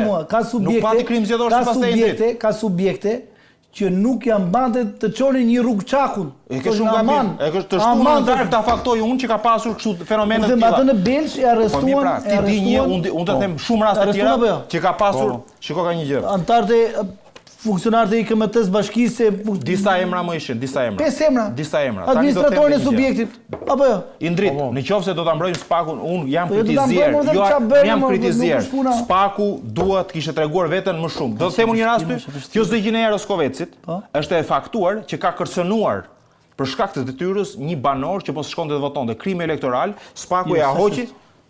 Unë zotri, është sipas emisionit investigativ. E ke të faktuar këtë gjë. Edhe Belindi që thotë krim elektoral i ka Spaku.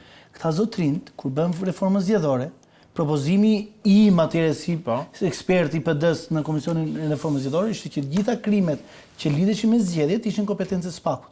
Nuk donin. Edhe sot SPAK ka vetëm 2 vepra. Korrupsion aktiv në zgjedhje, korrupsion pasiv në zgjedhje. Këto më duhet. 319 A-ja, 319 B, një gjë e tillë. Edhe këto vepra ka SPAK-u, 2 vepra. SPAK-u mund të tetoj për 1000 gjëra, por nuk ka ndorë. Nuk u pranua propozimi yt se ti ishe ekspert i varur, nuk ishe i pavarur. Po pra, unë kisha interesin tim. Kishe interesin tënd personal, po. Unë që spranova listat e mbyllura, unë që spranova që të kishim këtë me post, që është masakër kjo. Ti themi ndritit një argument. Si e shpjegon rastin që pas konfliktit që pati, jo konfliktit, po një batute verbale që pati Rama me kryetarin e Bashkisë VAUD-s, pas 2 javësh personi sekuestrohet telefoni. Si shpjegonti normale është kjo? Po nuk është normale? Si shpjegonti që aty ka dalë forca par PSD-ja? Si? Nga programi? Zotri, këtu ta bën SPAK-u. Nga programi, ka arrestuar gjysmën e Europës në Shkodër ka myt. E ndryshoi rezultati me ato që bëri. Ore, po çfarë? Pas pilafit thua ti. Për çfarë do të vërtetë. Ata po se pa të regjistruar procedimin penal si grup i strukturë kriminale, ata nuk kanë drejt të përgjojnë telefona. Ata kanë vënë përgjim telefonat kryesisht. Në rregull pra. Po si që ka kjo? Partia Social-Demokrate, a i mori 3 mandate, a i parandalove blerjen e votës si dritë. Qofse SPAK-u ka element të veprës penale për të vënë në përgjim telefonat, dakord jam me ty. Përgjimi i telefonave bëhet vetëm për vepra penale mbi 7 vite. Dakord pra. Për mua eficienca e SPAK-ut është të parandaloj fenomenin. Po është e pamundur o të kishim nuk. Atëherë, kur është e pamundur, SPAK-u nuk duhet të trumbetohej si një subjekt që do të certifikonte zgjedhjen. Po jo, se duhet të kryente do të ishte pasiv, jo pra sepse kemi është. E di që kanë bërë ta SPAK-ut që është për mendimin tim është nuk e di shpjegimin. Indriti thotë nuk i certifikon SPAK-u. Ne kemi thënë si le të themi simbolikisht, por nuk është se certifikon. Vjen këta inspektorë. Kyçëzoja certifikon zgjedhjen, nuk është edhe kolegji çfarë. Vjen këta inspektorët e BKH-s, edhe merrin listë prezencat e punonjësve në institucion apo jo? Është normale? Po. Është e vërtetë. Është e vërtetë. Ka ndodhur disa bashki. Por bashki në kesh ose të gjithë institucionet qendrore vënë me listat, vënë pa pritur, kontroll listën e listë prezencën. Edhe bëni kontrollin e përzyra është. Po si thot PD-ja këto? PD-ja këtë radhë merr zgjedhjet 2021 dhe zgjedhjet e 2025. Në zgjedhjet 2021 ne mund të kemi pas mbi 1000 ankime për përdorim të aseteve publike. Mbi 1000. Pa egzagerim, pa fund. Përdorim fushat në shkolla, fushat në institucione publike. Njerëz që bënin pjesë që duhet ishin punë dhe ishin fushat. PS-ja realisht këtë radhë është treguar shumë e kujdesshme. I ka përdorur pas orës 4. I ka përdorur pas orës 4 gjys. Bravo i qoftë. Bravo i qoftë, s'kem pse t'ja them ndrysh. Pse t'ja mohoj? Bravo i qoftë. Ka njerëz që lën fëmijët e vet, lën familjen e vet, lën punën e vet dhe ikin me fushat. Vinte nga Tirana, mas orës 4 gjys, nisesh për Lushnjë, vinte në 6, rrinte deri 11, vinte prapë në punë. Tani çfarë ti them unë aty pse e bën? Ja pengoj dotu? Shikoj. PD-ja kishte mundësi të adresonte këto? Po, kishte. Po pse u mor me kodin, mbylli listën dhe nuk u mor me këto gjërat që kërkonim ne të merresh me këto gjërat? PD-ja ka gabimet e veta, por PD-ja për lidhur me këtë fenomen ka adresuar mbi 125 kallëzime. Ku? I diti, i ke kallëzime të bëra publike, i di SPAK-u i ka pranuar kallëzimet që janë bërë. Për krime zgjedhore. Të them ankesa që ke bërë për burimesh duhet i bësh në KQZ një herë. Janë bërë më KQZ disa, janë bërë. KQZ nuk ka ndonjë efekt. Janë 10 herë më çfarë efekti ka KQZ-ja? S'ka efekt. Po nuk është vepër penale ajo. Po dakor pra. Tani kur janë përdorur, se përmenda këtë rastin Zegjenes që ka përdorur ka kryer 2-3 vepra njëkohësisht, do dalin nesër me një gjop. Nuk ndryshon fatin politik të përdorimit të aseteve apo të grupimeve një lëvizje e tillë. Duhet bëhet atë Zegjeneno por. Po mirë, se nuk duhet merrem atë sepse shkreta ngeli e përdorur në 2-3 raste. Do të themi gjë tjetër. Nga zgjedhjet 2021 që më ka lënë një shije shumë të keqe. Çdo shtab elektoral në 12 qarqe kishte zyrën e vet që bënte kallëzime penale.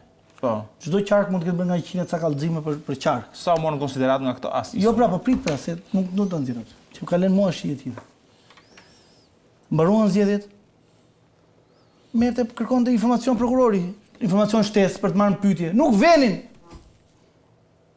Nuk e dim ku janë. Ore ku është kjo çatia që është bërë që ke kallëzuar, se më vini mua shkresat. Duhet i ndiqja unë. Si isha sekretar që është ligjore. Nuk shkonin për... Po nuk shkonin, më ku është, nuk e di. Ore ku është kjo rruga me... Pastaj në konferencë deklarojnë që prokuroria s'po merret me çfarë. Ku është kjo rruga, më i thoshë, ku është kjo rruga? Ku është kjo rruga? Ndryshim komplet filozofie. Ma ka thënë Dega, veja pyesa atë Degës, ore ku është? Më ka thënë njëri mu i lagje stupë, nuk e di tani, venim kontrollonim rrugën. E di sa ca inspektime janë bërë nga oficerët e policisë për të gjetur rrugën ku ishte se nuk e gjenin dot. Dalim te ajo që thash Edi, po su ndryshu Po su sa e filozofia e kësaj partie. Po su sa e vërteta, PD-ja do ka përdiet mbal tjetër. Cila është Sa se the për pak po su tha Këleta. Nuk e kujtova e vërteta është relative. Po su sa e vërtetë, jo, jo, do t'ja themi të vërtetën qytetarëve dhe demokratëve në sy. Unë po them kam ndjek në pjesë e madhe aty kallëzimi apo shumë patjetër. Edhe prokuria nuk është se bëri ndonjë punë të zakonshme me të tjerë. Po kur kishte raste që kishte vullnet, që e ndiqnin, që kishte vullnet, nuk bashkëpunonim ne se s'dinim as informacione. Nuk dinim po të them.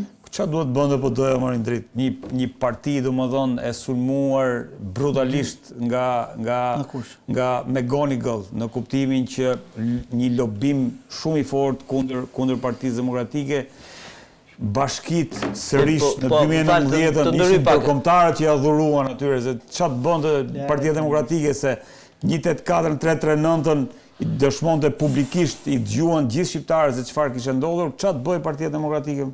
Është një parti thash e goditur, e sulmuar brutalisht nga të gjitha anët dhe t'i kërkohet llogari Partisë Demokratike.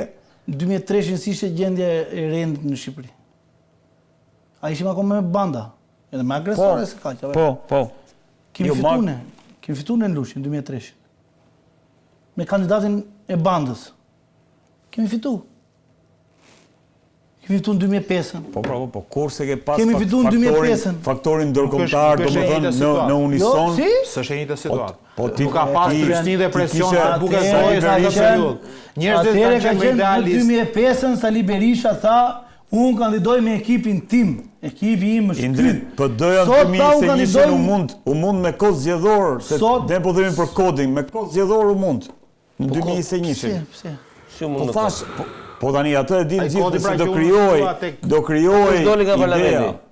Kush doli nga parlamenti? Çfarë themi ne? Në 2021. Doli e nxori pse doli nga parlamenti? Po ku di ama ti dëgjoni pse doli nga parlamenti? Pse doli? Se po bëj unë tani.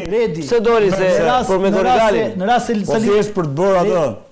Në rast se Sali Berisha do të fitonte, nuk e kishte lëvizur fare kodin zgjedhor. Fare nuk kishte bërë asgjë. Do kishte nxjerrë në betejë 140 luan. Po mbase PD-ja po rrezikonte më shumë nëse me një kod tjetër. Jo, e po ta them unë, do kishte nxjerrë 140 luan dhe luanesha në listë hapur.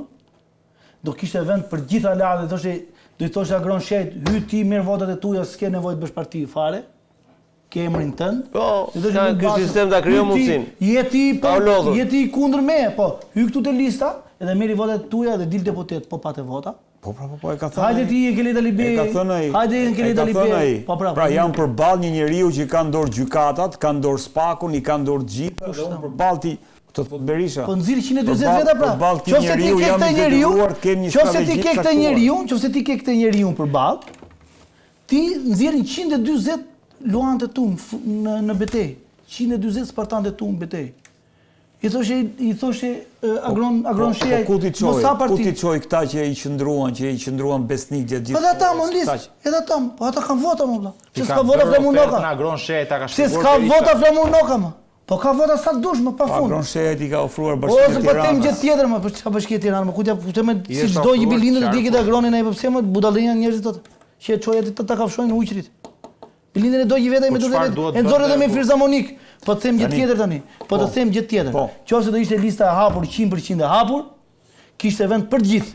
Kishte dhe Flamuri, dhe Paloka, dhe Albana, ishin të gjithë ajo lista e hapur, dhe ishin të gjithë luan dhe luanesha. Si për votën e fundit. Atë që po bën sot Jorida me doktorin Lira Alimemetin, do e bënin të 140. Edhe këta ishin gjithë në betejë. Kishte vende e listë për Lulin, për Enkeledin, për Dashej, për shpëtimin Drizi, për Po që Berisha bëri këto s'kishte as vul, s'kishte as e ke pa gabim. Ishte edhe në balkon. E ke pa gabim. Berisha e ka bërë në qershor, në 11 qershor 2024 s'ka marrë vulën. Kodin zgjedhor e ka bërë në korrik. Në 25 korrik. E ka bërë përpara. E ka bërë mbrapa vulës. Tani e mori vulën, u stabilizua, edhe dili ishte bërë para. Dili u bën momenti që Partia Demokratike pranoi që të futesh në parlament, ose si thua normalizonte raportin e saj me parlamentin. Jo, raportin me parlamentin normalizoi në nëntor 2023 ajo. Në nëntor 2023. Po pra, u njoh dhe Gazbardi sekretari i grupit zyrtarisht, u miratua amnistia penale. Është një parti e goditur, po të them. Jo, s'është e goditur. Dhe një lider si Berisha i është dashur të luajë brenda këtyre piketave. Është vërtet që Berisha ka qenë në balkon në atë periudhë. Ka qenë në balkon. Në balkon e mori vulën, nga balkoni e mori. Dakor? Nga balkoni mori dhe vulën, bëri dhe kodin. Unë po them, nëse Berisha donte të fitonte, nuk mbyllte lista. I nxirrte Oertin, zotin Bardhi, Flamurnokën, Et Palokën, të gjitha generalet që janë elita drejtuese PD-s, e nxirrin lista dhe vota kanë, secili nga këta ka nga 50.000 vota. Jo, 50.000. Secili nga këta nga 50. E çove. 10 herë 50, 500, çan ngelen tjetër marrin të tjerët. Se këta janë elita. Këta duhet fitonin. Edhe i bënin derë PD-s. Ç'a ndodhi? Këta nga që duan shumë demokracinë dhe janë shumë të hapur ndaj betejave elektorale, mbyllën listën, hyn vetëm listë mbyllur. Damian Gjiknuri që firmosi kodin, Edi Rama e çoi në Vlorë të hapur. Ike tjetër. Edhe mori më shumë vota ka gjithë. Mori më shumë nga gjithë. Edhe ka të vetin Damiani mandatin sot. Damiani shqiptari, me i voturin në qark. E ka të vetin mandatin sot Damiani. Nuk e ka të Edi Ramës. Dhe unë shpresoj që këta që e marrin vetë mandatin të keni qasje tjetër në parlament. Ta kenë vetin në parlament. Edhe nëse do jenë opozita, do jenë këta opozita e vërtet. Këta që kanë të vetin, që kanë mandatin e vet. Këta janë opozita reale. Po ku ka nga PD-ja s'ka me kokre janë, 3-4 vete. Po ja hoqit aty të mbyllur, humbën edhe të mbyllur të pasanin. Kryesisht ata janë nga lista e mbyllur. Almer, tani kemi folë në këtë studio për lobimi që ka tronditur themelet e pushtetit. Ora, kishte një lobim të redi, pse s'flet për lobimin e Lasivitës? Ku ishte ky? Për Lasivitën edhe atë lobimin që u bë me vajzën e Suzy Wiles. Në të shpikje, po nuk ka, e thënë... Jo, e di pse ta bëra këtë. Nëse ka patur një lobim anti-PD me Gonigal, ky lobimi i dytë mendohet të ishte pro-PD dhe lobimi i dytë zakonisht e mbyt lobimin e parë. Apo jo, urdhri i dytë e mbyt urdhrin e parë apo jo. Kështu funksionon juridikisht. Edhe kështu, lobimi i dytë duhet ta mbyste lobimin e parë me Gonigalit. Cili është rezultati i lobimit të Lasivita? Po ende nuk janë shprehur SBA-t, këtë po them. Ky është i vetmi lajm që ka mbetur pa thënë nga këto zgjedhje. Jo, po. Këtë po presin edhe shumë, edhe domethënë drejtues politik të Partisë Demokratike janë shprehur që ne po presim opinionin dhe verdiktin që do vinë nga Shtetet e Bashkuara të Amerikës. Do njihen apo nuk do njihen këto zgjedhje nga Departamenti i Shtetit. Unë mendoj që me atë qasjen që ka Denisi që një pjesë e liderëve europianë njohën zgjedhjet, i pranuan. Sepse interesi i momentit... një pjesë, po të gjithë. Po pra, interesi... Edhe Orbani... Edhe Orbani që ishte... Mersin e takoj Berisha. Takoj Mersin e para një muj. Pra, aty ku i kishte shpreh te PPE-ja ku Berisha kishte shpresat, liderat e PPE-s, liderat kryesorë të PPE-s. Redi Jaku e ka shkruar bukur shqip, shumë urime, pastër, pa gabime, ç'a do më tani? Friedrich Merz. Po pra. Faleminderit Regjis. Duke qenë që shumica e liderëve europian i kanë njohur ose pjesa më e madhe apo të gjithë kanë njohur. Janë të PPE-s, Dakor pra. Janë partitë si motrat, domethënë të Partisë Demokratike të Shqipërisë. Ata që firmosën rezolutën, votuan rezolutën. Të atij grupimi politik, këta janë drejtues shteti, janë të votbesuar. Por një gjë më bën habi, si ka mundësi që Friedrich Merz është zgjedhur ka marrë mbi 80% të elektoratit dhe shkon pranon, uron një kryeministër që ka arritur as 42-43% të votuesve vet, popullit vet. Për mua këtu është anomalia më e madhe. Prandaj unë mendoj nuk i shikoj të sinqertë europianët. Nuk i kam parë asnjëherë këta njerëz ta kenë pasur seriozisht pasionin apo dëshirën për të reformuar Shqipërinë apo për të dhënë një dimes serioz të Shqipërisë. Interesi i ngushtë i Europës kërkon një Shqipëria të jetë pjesë e Bashkimit Evropian, uroj të bëhet sa më shpejt. Dhe këta njerëz e marrin Shqipërinë siç duan ata, pavarësisht, pra po marrin një njerëz të smur dhe po e paraqesin si njeriu më të shëndetshëm të mundshëm dhe i thonë shiko çfarë kemi bërë neve dhe shiko me çfarë u bashkëpunojmë. Dhe e parë nga kjo prizëm, mendoj që edhe Shtetet e Bashkuara të Amerikës do kenë një raport, që do jetë një raport që do kritikojë zgjedhjet, por në fund fare në finalizimin e këtij raporti do jetë një raport që nuk do sjellë asnjë ndryshim për fatin politik të qeverisë së Shqipërisë. Berisha tha, kështu keni thënë dhe 2001-shin tha dhe e pa çfarë ndodhi më pas, pasi ne informuam kancelarit ndërkombëtare kjo ishte Pushteti u ndryshon 2005. Ah, okay, atë e vur kjo, analogjia është fantastike. Pra po pret doktorin 2029 vi pushtet tani. Po mbase edhe kjo çështje mbietore. Okej, sepse pas një goditje fatale me Partinë Demokratike, ajo do ringrihet dhe me pranojnë demokratët. Jo, nuk e di këtë. Këtë variant, nëse e pranojnë demokratët në rregull. Këtë thashu, nuk e thanë, e tha Berisha. Po.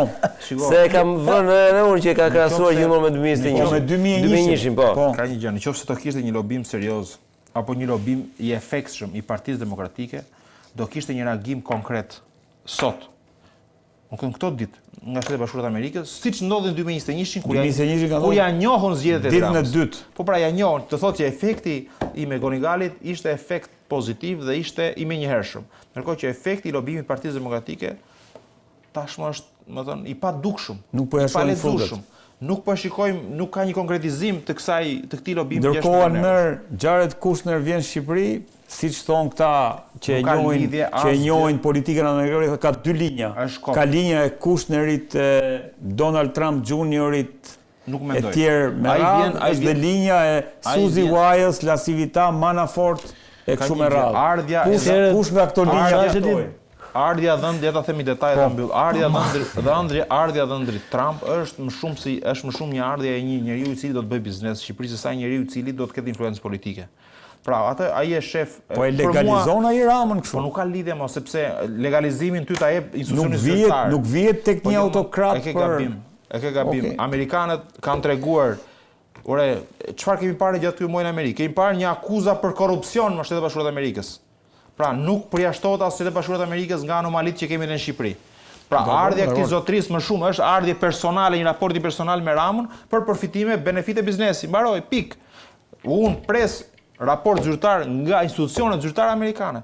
Erdhi dhëndri Trumpit të këtë rast dhe çfarë ndodhi? Do thotë që bravo Rama që vote zgjedhjet. Apo bravo që bashkëpunove me bandat e Elbasanit. Jo pra, erdhi do përdori një demagogji politike që i konvenon interese. Çfarë mesazh janë? Zero mesazh. Tash prania e dhëndit Trumpit në Beograd edhe në Shqipëri janë mesazhe, lexohen si mesazhe politike. Unë e di ku më dhëm, po s'ta them dot. Më kupton? Dakor.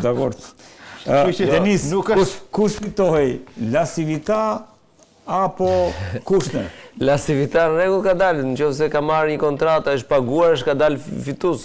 Pavarësisht se nami flas në kuptimin e fuqisë, flasim politikisht. Lobuar brenda. Lasivita ka humbur dhe nuk është humbja e parë. Humbi në Australi, mos gaboj, ku ishte tjetër Indrit, ishte 2-3 shtete që ka humbur. Australi ishte në Kanada. Në Kanada, janë 3 humbje. 3 humbje. Kështu që nuk besoj, edhe ai nuk e do këtë gjë se është çështje e bie-çmimi. Është çështje e PR-it, 3 humbje njëra pas tjetrës. Kështu që ja kjo pikpamur jam dakord me Almerin që vizita nuk do të thotë linjë institucionale, se linja institucionale e shtëpisë bardhë është tjetër. Por ama është një sinjë, jo, po flam për Jared Kushner. Po për Kushner. Nuk është ai që do përcaktoj ligjin amerikan, absolutisht. Dakord, jam unë ai përcakton, ai ndoshta ka interesat e tij të komunistit dhe ekonomia përcakton politikën se Trump tani ishte në lindjen e mesme me kontrata të jashtëzakonshme. Por ama për ta kundërshtuar Almerin, tani nëse jeni kaq afër ose PD-ja është kaq afër me republikanët, mund ta bënte një vizitë, një takim dhe me Berishën gjatë vizitës në Tiranë. Gjë që s'është në agent. Një kafe për shumë. Një kafe në një nga hotelet e kryeqytetit. Kur Partia Demokratike ka paguar zyrtarisht, ne se dim se çfarë ka paguar Edi Rama që mos shkoj deri aty. Ne di patën Sazani këmbim, pra ti mendon një person, ti mendon që Edi Rama është aq budalla, është mjeshtër i marrëdhënieve ndërkombëtare okulte. Ky njeri e njeh tavolinën e tani po thua që është paguar Xharet që mos takoj Berishën. Nuk është paguar fare. Unë po them që nëse ke një lejon Rama Xharet Kushnerit që të japi Sazani takoj Berishën. Nuk bën autogol Rama, o Denis. Almer, ky është dallimi mes Ramës dhe Berishës, që marrëdhëniet njerëzore Rama i ka shumë të forta edhe mes liderëve. Shumë të forta. Marrëdhëniet njerëzore mund të jenë, por marrëdhëniet politike nuk janë me drejtuesit, me administratën. Po nuk thash këtë, më jo. Se fitoj zgjedhjet këtu. Nuk thash këto. Nuk di që të ketë ndonjë. Jo, unë i referohesha që një kafe Berishës me Kushnerin. Mos ta lejon se është biznesmen, më zotri do punoj me mua. Unë kundërshtarin tim nuk është ke shumë gabim, nuk është nuk ta lejon Rama zotri që ti takosh ata. Bile si do të japi pik Berishës. Po si Rama Xharet Kushnerin tani? Po si punohet? Po ç'është Xharet Kushner më? Është biznesmen më fund fare. Jo, mos e ke gabim, jo se është jetë oborri, ke shumë gabim. Nuk ka oborri Majës. Shumë gabim, je gabim Denis, je jashtë realitetit. Sepse po të kishte ndikim Xharet Kushner, do kishte ndikuar që Trumpi apo Rama të kryente një marrëdhënie kontakt me administratën e re, nuk ka. Po ku e dim ne që Po s'ka pra sepse do kishte zyrtarisht një gjë. Po ku e dim ne? Ore pse nuk udhtoi Rama në Shtetet e Bashkuara të Amerikës gjatë kësaj periudhe? Ai ka thënë do udhtoi pas zgjedhjeve. Shkoi të shohin ndeshje basketbollit thotë. Jo, pas zgjedhjeve se ka. Por nuk ka shans para zgjedhjeve. Ti nuk e kjo puna e non grata. Nuk e kupton, o Almer, edhe një herë, ti nuk thua. Tash se me që jemi këtë gabimi. Vetë ta bëj batutën. Po nuk thua shqyqyr që nuk iku se do kishte vajt 93 mandate, po le tani se është mirë me të. Po le tani mos e fut kot tash. Kështu i bie që shqyqyr që erdhi Lasivitaja se. Që uli pak se kush e di ku do ishte po doja. Po them ndonjëherë, unë e di ku më dhëm, po sta tregoj do të plagë. Nuk ka lidhje fare me atë. Po me lidhje me non gratën e Berishës do vazhdoi. Unë mendoj që shiko, kur i ke humbur zgjedhjet Denis, nuk ka ndonjë, Redo, nuk ka ndonjë efekt tashmë në non grada. Çfarë efekti ka? E zëm që ata, unë mendoj që zoti Berisha ka marrë një ftesë hapur për shkollën e Bashkuara të Amerikës. Shkoi, ndryshon gjë. Zotri, ndryshon ajo. Unë në shtator timin e komunikimit publik është gjë e rëndësishme, sepse PD-ja rikthehet në normalitet. Berisha ka pasur dhe ka një non grata që në një mënyrë apo në një tjetër është pengesa kryesore për fituar zgjedhjet. Pengesa ishte për të fituar zgjedhjet mbaruan. Zgjedhjet u certifikuan, do certifikohen zyrtarisht edhe nga KQZ-ja. Po do ishte një mesazh për PD-n ajo heqja e non gradës. Heqja e non gradës. Jo për Berishën, jo. Pra mesazhin Berisha mund të udhtosh, pra do shkojnë Shtetet e Bashkuara të Amerikës, zero pengesë. Nuk ka ndonjë efekt. Por efekti që non grada jo të udhtoj, se për të udhtuar. Po se u hoq non grada, ikën e Rama nga pushteti. Është mesazh politik për PD-n. Po s'ka lidhje me për çfarë do PD-ja tani. Por Trumpi të vi tani si jepet një sinjal politik. Donald Trump të zbresi sot takim me Berishën, ndryshon zgjedhjet. Ikën e Rama nga kryeministria, ikën nga karrika. Jo pra. Nuk ka efekt politik. Duke zgjedhje për 24 orë. Nuk ka pra. Nuk ka efekt politik, sepse unë se nuk e kupton Donald Trumpi çfarë fuqie ka. Ne ande nga Myzeqeja themi që duket bubullima në Itali, pastaj vjen shiu në Shqipëri. Nuk ka bubullima për ata, nuk kupton, nuk ka re atje, nuk është nxirr në Itali, nuk është nxirr nga deti që të vi shiu këtu. Nuk ka pra re. Nuk ka sinjale. Indrit, e fundit një koment lidhje me sepse na u ngatrua pak skaleta sot se ishte biseda kështu shumë natyrale dhe unë desha të rinte kështu. Si e vlerëson tani këtë çështje? Nuk duk sikur s'pak i ndaloi ato goditjet para zgjedhjeve. A mendon se do të vazhdoj me të njëjtin ritëm që ishte, le të themi, po, goditjen e korrupsionit? Edhe më fort, unë kam një tezën time që mendoj që Rama do bëj çmos që t'i zgjasë mandatin, t'i plotësoj gjitha kërkesat e SPAK-ut. Fund ditës, njeriu më i fituar nga gjithë aktiviteti i SPAK-ut të Ramash, pavarësisht se ata kanë goditur gjithë qeverinë e Ramës, gjithë drejtorët e Ramës, drejtorët e përgjithshëm, njerëzit më të fuqishëm ekonomik të Ramës i kanë goditur, pa mëshirë me thënë drejtën. Rezultoi që Rama mori 83 mandate vetëm. Po. Do marrë edhe dhuratë këto janë 3 këtij PSD-s, që janë ato se vjen automatik, vjen kështu vetë këto, si qendër gravitacionale i thret 83, 86, ndonjë nga opozitar ka dhe disa direkta se si e thuat e kap 92. Është instrument SPAK, është instrument i Ramës. Unë po them, a do vazhdoj SPAK? Kupton. Rama nga gjithë goditjet që ka bërë SPAK-u, ka kuptuar që ka kuptuar që i shërben politikisht atij që këta ta pastrojnë një herë mirë. Çfarë kërkon SPAK-u? Zgjatjen e mandateve do e marri. Do e marri SPAK-u zgjatjen e mandateve direkt. Sa vota duhen? Sa vota duhen? 24 do të ndryshojë kushtetuta, e ka. Se Rama për të ndryshuar kushtetutën për zgjatjen e mandateve duhen 94 vota. Po, 94 vota. Duhet Berisha se s'bën. Shumicë cilësuar. Pse? Po ku do gjet 83 ka? Po pse nuk ka njerëz brenda listës Berisha duan të mirën e këtij vendi, këto aleatët nuk janë për të mirën e Shqipërisë këta. Mirën e SPAK-ut. Sa janë këta? Berisha 40 ka o zotrin. 10 janë aleat. 8 janë aleat.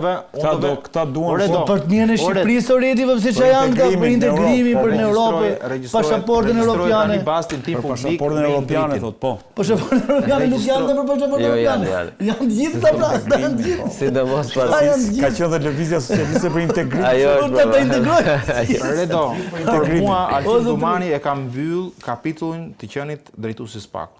Edhe po mos doj Rama po mos ndryshoj lidhjen në nëntor. Në nëntor. Nëntor të këtij viti. Nuk do jetë më drejtuesi SPAK-ut. Këtë ja them po deshe vë bazë publike ja them dhe emrin. Pa do jetë prokuror. Prokuror patjetër që do jetë. Edhe 3 vjet tjera, po problemi është këtu. Unë them, po unë e marr siça unë Rama për shembull. Po them ç'a do bëjmë në vend aty. Do të çojë deri në fund gjitha kërkesat. Ç'a janë këta balla, këta që rri rrugëve kot. Ti marr edhe këta tifuzet e brenda, edhe 3 vetëm Rama. Edhe këta çuna gjithë nga 30 vjeç kështu që s'kan pas ndonjë pushtet. Çfarë ti thosh që je korruptuar? Kush je korruptuar? Ky doktori? Që ka shpëtuar 8000 jetë deri tani? Apo ky jurist i shkëlqyer që ka punuar jurist diku? Çfarë ti bësh ti? Çfarë ti thosh? Ej, aty në fund ditës mbasi 2-3 vjetësh po i mori SPAK-u gjithë këta të korruptorit, nuk e akuzon dot për korrupsion, e kupton apo? Se do duket si parti e re fare. Ky thotë ky doktori, Partia e re është. ky doktori thotë që ka shpëtuar 10.000 jetë, ky është i korruptuar, çka ka marrë ky? Ku ka korruptuar? Ai tani edhe thotë jam unë SPAK-u, domethënë jam unë që mbrojë, se po mos jam unë e shkrim. Unë i dha shpatën. Po pra, ai sa mbaron këtë fjalë, Delsa Ribrisha thotë do ta shkri. Tani tani se unë nuk e kuptoj dot are. Është strategji kjo? Të bën me vedije se liu këtë apo jo? Qofse ka një arritje të madhe kjo qeveri që duhet t'ia themi sepse nuk do të jemi në një listë, është i Albania.